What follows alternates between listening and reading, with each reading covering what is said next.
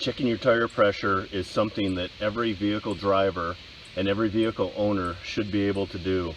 Underinflation is the most common cause of tire failures and may result in severe tire cracking, tread separation, or blowout with unexpected loss of vehicle control and increased risks of injury.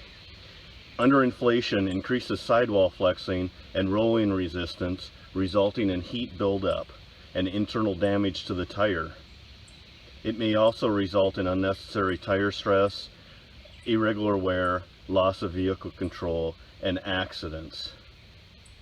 Now, it's hard to determine if a vehicle has a low tire. You can see on my 13 Mustang that this has performance tires on it with a low profile tire, and it's extremely hard to tell if this tire is underinflated. You can have 10 pounds of pressure in it and not be able to tell that it's low on pressure. So let's get into it. How do you check tire pressure? First of all, you have to determine the proper tire pressure for your car. So on this particular car, it has a data plate. A lot of cars, the pressure is right on the data plate. You can see right here, it has pressure of tire sizes and then pressure. But this car also has a tire loading and information card. So you can see tire size 255/40 ZR19.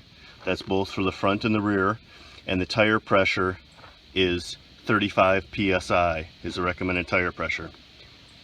So we go to the tire, verify this tire is a stock size tire. So that's what we're doing today, is just simply tire pressure on a stock size tire. If you want to determine tire pressure on a different size tire, a plus size tire, I could do that in another video, and I'll do that later. But this is a 255/40 ZR19 stock size. This tire also has additional information on the sidewall. It has maximum load rating information and pressures for that on the sidewall. Disregard that information. Use the tire pressure that the OEM manufacturer recommends that's on the door sill. To check tire pressure, you need a tire pressure gauge. An inexpensive tire pressure gauge will work. However, this is my tire pressure gauge of choice. It's digital. It reads to the half psi. Since I've gotten that, I've thrown away most of my other tire pressure gauges. A lot of the inexpensive gauges are like this. They have a rod that comes out with the pressure as you apply the pressure to it. This one isn't an inexpensive one. This is for large truck tires.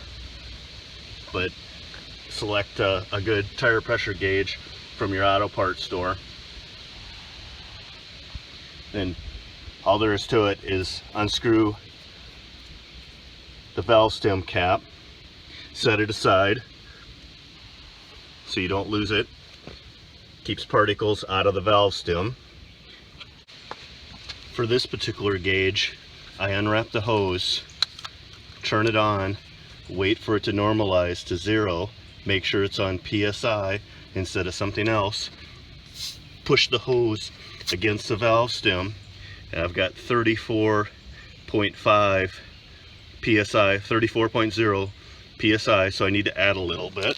So I go to my local convenience store or gas station, and I can use their air, or I can use my own, add a little bit. I can hear the air going into the tire, and then I'm going to check it again, same way I checked it before. And now I'm at 37.5 PSI. That means I added too much. I can use a little tab here and release some of the air and check it again until I get 35 PSI, and then simply screw the valve stem cap back on. That's all there is to it. I hope you find this helpful, and if you do, please subscribe. I look forward to your comments.